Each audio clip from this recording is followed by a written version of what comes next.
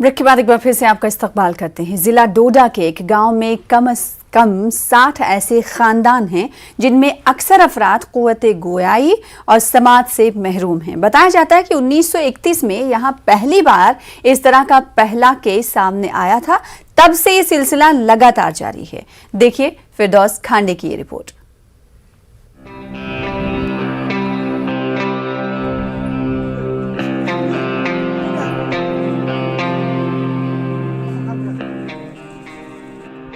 जिला डोडा के डटकाई नामी ट्राइबल गांव में गुज्जर तबके के 4,500 के करीब अफराद मुकीम हैं।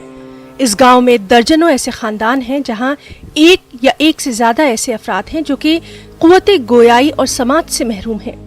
आज भी गांव में 30 बच्चों और 41 खवातीन समेत 78 ऐसे अफराद मौजूद हैं। गांव के लोगों का इल्जाम है कि अब तक तमाम हुकूमतों ने उन्हें नजरअंदाज ही किया है। अब फौज की राष्ट्रीय राइफल्स ने इस गांव को गोद ले लिया है। फौज की कोशिश है कि गांव के लोगों की फलाह व बहबूद के लिए काम हो और उनमें खुद एतमादी पैदा हो जाए। जी हमारा कारमा 8 साल कोल फैमिली गली थी, 8 डीफे डाम था, 4 फौत हो चुके हैं।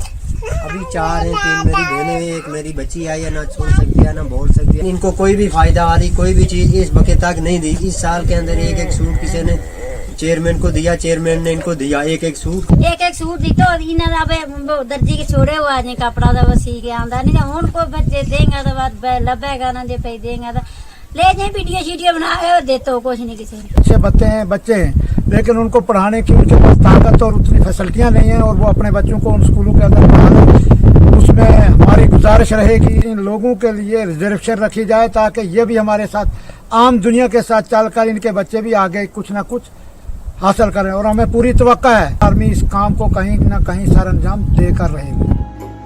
पहले मरहले में फौज इन लोगों की बुनियादी जरूरियात को पूरा करने के अलावा इस तरह के बच्चों की तालीम पर खुसूसी तवज्जो दे रही है और इसके लिए साइन लैंग्वेज के माहिर असातिज़ा की खिदमत हासिल की गई है। फौज का कहना है कि इन बच्चों के लिए गाँव में ही मखसूस स्कूल कायम किया जाएगा।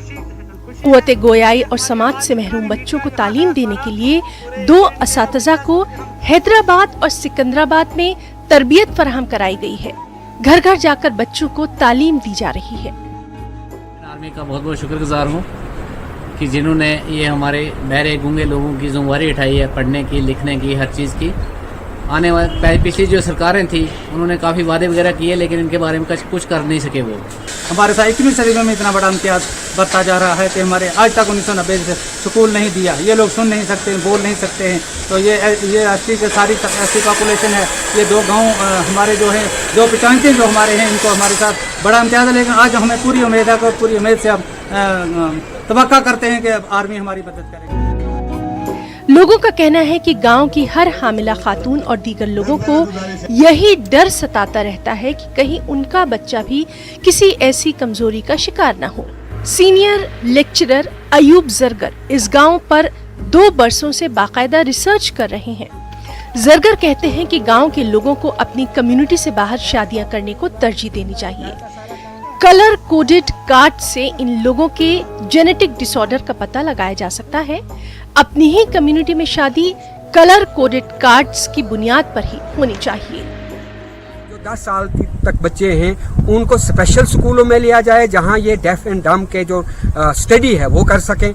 उसके ऊपर जो एज ग्रुप है उनको स्किल डेवलपमेंट यानी आपका कटिंग, टेलरिंग है, कारपेंट्री है, दूसरे आर्ट्स हैं, पेंटिंग है, जहाँ पर ये पूरा अपना स्किल और अपने जो अंदर के विचार हैं वो सामने लाएं क्योंकि इनके अंदर बहुत ज़हीन लोग होते हैं। ये जो क्लोजली ब्लड रिलेशन में अगर शादियाँ हो जाती हैं तो इसमें इस जीन्स को अपीयर ये जो मतलब एबनॉर्मलिटी है इसको अपीयर होने के ज़्यादा चांसेस होते हैं एज़ कम्पेयर टू कि अगर हम आउटसाइड ऑफ द फैमिलीज अगर रिश्ते करें। लोगों ने जो डिमांड रखी है इसको हम पूरा कोशिश करेंगे पुलिस डिपार्टमेंट से जो भी हेल्प हो सकेगी।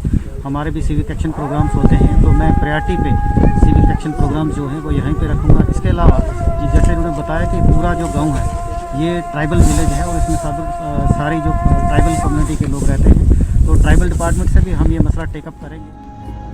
बेंगलुरु और मुल्क के कई दीगर इलाकों से रिसर्चर्स ने इस इलाके का दौरा करके इस बात का पता लगाने की कोशिश की है कि गांव में ऐसे केसेस लगातार आखिर क्यों आ रहे हैं?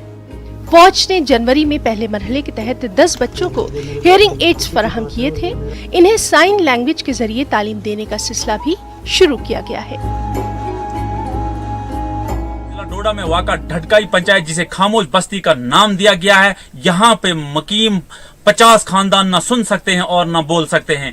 मकामी लोगों के मुताबिक आज तक इनकी खामोश आवाज को सुनने वाला कोई नहीं था और इनकी आंखें किसी मददगार के इंतजार में थी। अब लगता है कि इनकी मुश्किलात खत्म हो गई हैं, क्योंकि अब हिंदुस्तानी फौज ने इस गांव को अपनी गोद में लेने का फैसला किया है। फिरदौस खांडे, न्यूज़ 18 नेटवर्क, ढटकाई, गुंदो भलेसा। प्रिंसिपल एंड सेशन जज रामबन हक नवाज जरगर ने दोहरे कत्ल में मुलविस साबिक एसपीओ अब्दुल गफूर भट्ट साकिना झोरा ठाठरी को उम्र कैद की सजा सुनाई है। इस पर 1 लाख रुपए का जुर्माना भी आयद किया गया है। मुजरिम ने 2011 में रामबन के मैतरा इलाके में अपनी किराए की रिहाइश पर अपनी अहलिया और बहनोई को सरकारी हथियार से हलाक कर दिया था। इस वारदात को अंजाम देने के बाद रामबन पुलिस ने मुकदमा दर्ज करके तहकीकात शुरू की थी। इस केस की पैरवी सरकारी वकील RBB कर रहे थे। भट्ट की तरफ से एडवोकेट ZA लोन केस की पैरवी कर रहे थे। जुर्माने की रकम में से 50,000 रुपए मरहुमा रहमता बेगम के बच्चों को मुआवजे के तौर पर अदा की जाएगी। 11 साल ये ट्रायल चला और इसमें प्रोसिक्यूशन ने बहुत अच्छे जो है एविडेंसेस जो है प्रोड्यूस किए। इसमें तकरीबन 36 विटनेसेस जो थे लिस्ट किए गए थे प्रोसिक्यूशन ने, और 35 दे वर सक्सेसफुली एग्जामिन्ड, और जिसके बेस पे ऑनरेबल डिस्ट्रिक्ट एंड सेशन जज रामबन ने ये माना कि एक्यूज्ड अब्दुल गफूर की ये क्रिमिनल इंटेंशन थी अपनी वाइफ और अपने साले को मर्डर करने की, और उसने अपना AK-56 वेपन जो उसका सर्विस शुदा राइफल था वो इस्तेमाल किया। तो एक बहुत बड़ी अचीवमेंट है महकमा पुलिस के लिए। तो हम उम्मीद करते हैं कि हमारे जो IOs हैं ऐसे ही तफ्तीश करते रहेंगे। शिवसेना डोगरा फ्रंट ने जम्मू में एहतजाज किया। मुस्लिम बिरादरी के कई अफराद और बच्चे भी इस एहतजाज में शामिल हुए। एहतजाजी अफराद ना गीता ना हिजाब, सिर्फ चाहिए यूनिफॉर्म के नारे लगा रहे थे। एहतजाज की क़यादत अशोक गुप्ता कर रहे थे। कर्नाटक में हिजाब मामले पर पैदा हुए तनाज़े के पेश नज़र यह एहतजाज किया गया। कोई कहता है मैंने हिजाब डालना है, तुम मदरसे के अंदर जाकर के हिजाब डाल करके पढ़ो।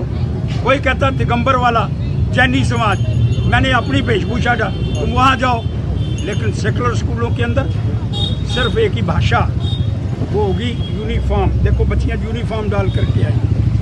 ये बार बार कहना चाहती, यूनिफॉर्म की बात करो, किताब की बात करो, गीता और कुरान की बात मत करो।